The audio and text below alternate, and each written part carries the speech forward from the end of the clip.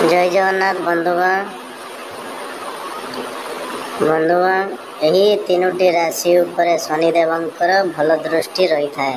एमानंक उपरे सदा सर्वदा कृपा दृष्टि होता है। न्यायर देवता शनि को कर्मर ग्रह बोली विवेचना करा जाए। लोक माने शनिंकर खराब दृष्टि रक्षा पाइबा पई अनेक उपाय ग्रहण करती। शनि सर्वदा परिश्रमी लोकंको समर्थन करिथांते। शनिंकर आशीर्वाद लोकमानंक उपरे रहिबा द्वारा यह गरीबंको राजा एवं राजांको गरीब करिदेई पारे। गरीबर सेवा करुथिबा एवं कर्मठ लोकमानंक उपरे शनिंकर सर्वदा भल दृष्टि रही थाए। कही रखुचु जे शनि किछि राशि उपरे सर्वदा दयालु रही थांती। कहा जाए जे यही राशि गुड़िक शनि देवंकर प्रिय राशि अटे। आसंतु यही राशि गुड़िक विषय रे जानिबा। बंधुगण वीडियो को पूरा देखिए। बंधुगण तीनोटी राशिर लोक माने भाग्य रे धनी होई थांती। पदोन्नति एवं सम्मानति मिलता है। तुला राशि लोक मानंक उपरे सर्वदा शनिंकर भल दृष्टि रही थाए। तुला राशि लोक माने भद्र और नम्र स्वभाव होई थांती। एही लोक माने विवादरू दूरेई रुहंती। एही राशि लोक माने कठिन परिश्रम एवं सचोटता सहित जीवन यापन करने को भल पाते।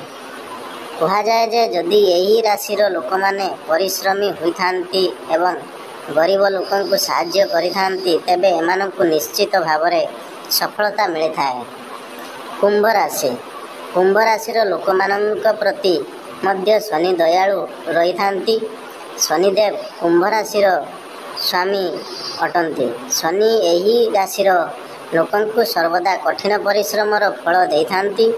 शनिदेव एमानंकर अल्प उद्यम रे संतुष्ट हो जाती।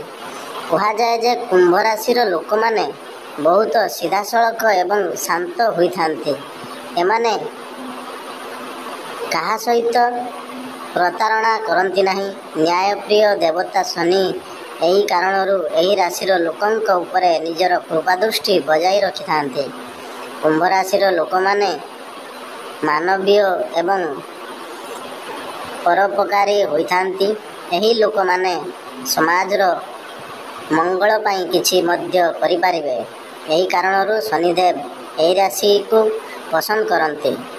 मकर राशि लोक मानंक उपरे मध्य शनिदेवंकर भल दृष्टि रही थाए।